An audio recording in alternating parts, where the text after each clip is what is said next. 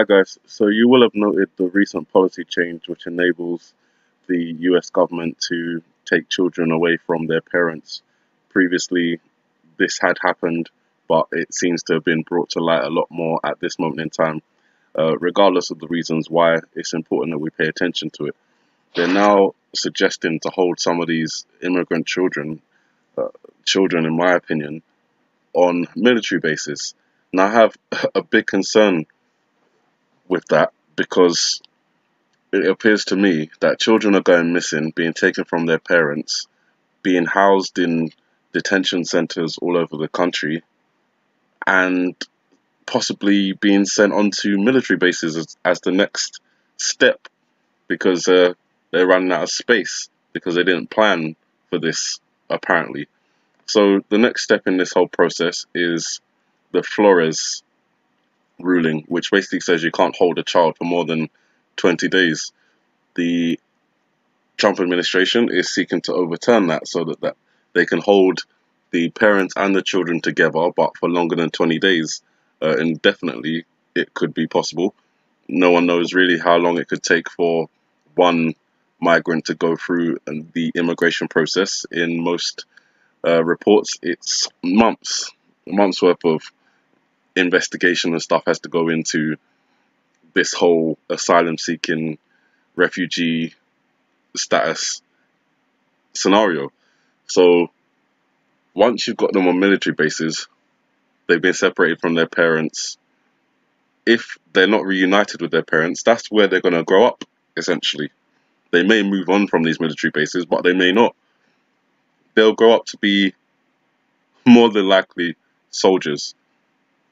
Now, the other thing I wanted to kind of connect to that is the options that they have. So if the Flores agreement isn't overturned by the judge and children are not allowed to be kept for longer than 20 days, the other option for keeping parents and children together would be to release them on an ankle bracelet or an electronic monitor. But I can see problems with that already before it even gets presented as an option. They're going to say that the migrants are cutting off the electric monitors, or they're disappearing, and there needs to be something a little bit more robust for them to you know pursue this next step of tracking these migrants if they're released into the public and told to come back for a later court date. So while they're presenting ankle bracelets as a possible option, the real option is the RFID chips. This was presented back in 2006. So some people are okay with voluntary implanting themselves with RFID chips, and we've seen that. But how about making RFID implantation mandatory for immigrant and guest workers? And that's where it starts. So you have these migrants that are coming across the border looking for a better life for their children, regardless of whether they're doing it illegally or legally. Their intention is to get a better life for themselves and for their children, and no one can really fault that. If it was you yourself, you'd want a better life for your child or for yourself.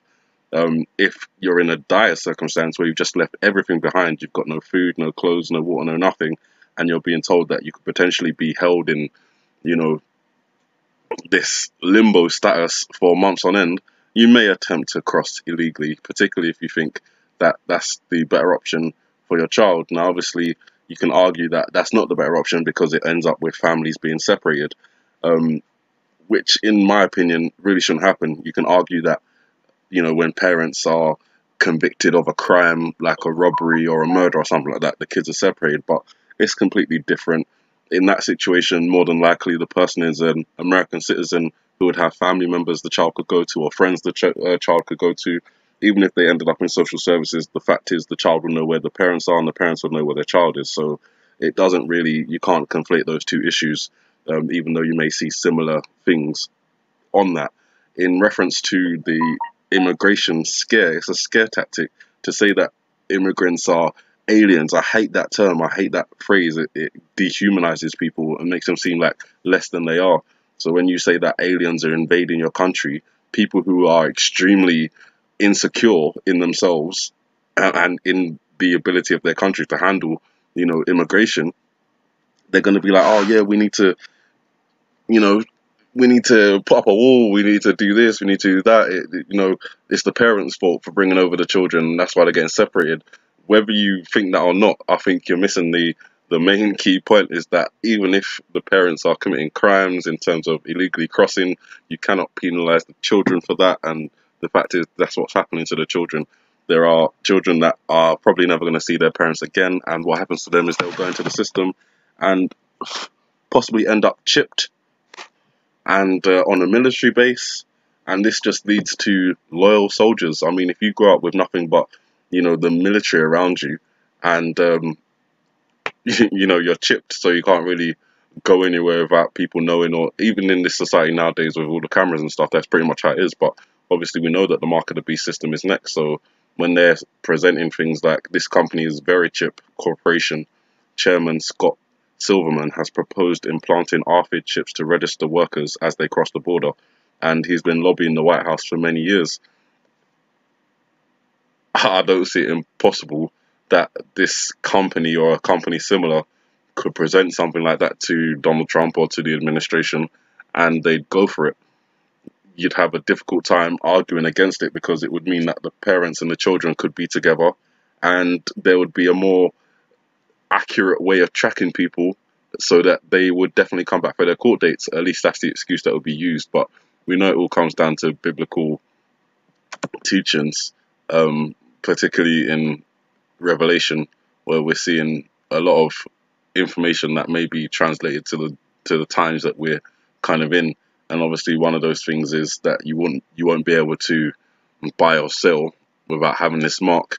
And I think that this system starts with these immigrants that are being treated in the most inhumane way, and the only thing you have to have is empathy to understand exactly how they feel and why it shouldn't be done.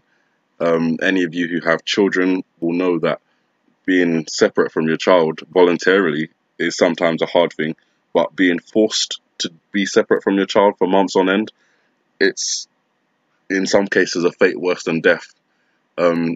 You may not understand it, but in parents that will bring on suicidal features. A loss of a child is devastating. And then you've got the other argument that the other side is making as well, that the immigrants come in and kill citizens, and that may be true in some cases, and obviously a lot of things are true in some cases, but that's not a blanket judgment on the entire community of South Americans that are currently trying to flee their country because of drugs, gang wars, and violence. So you guys, this is again, it's one of the videos that I don't normally tend to make because it's quite, there's a lot of emotion involved in doing these kind of things, so I don't tend to make them. But I try and just give you the facts of where I think this is leading to. Obviously there's a little bit of opinion here and there, but hopefully I didn't give you too much of my own opinions on the topic, rather just the potential for where this could lead. And where I see it leading is down the 666 Mark of the Beast chip system road.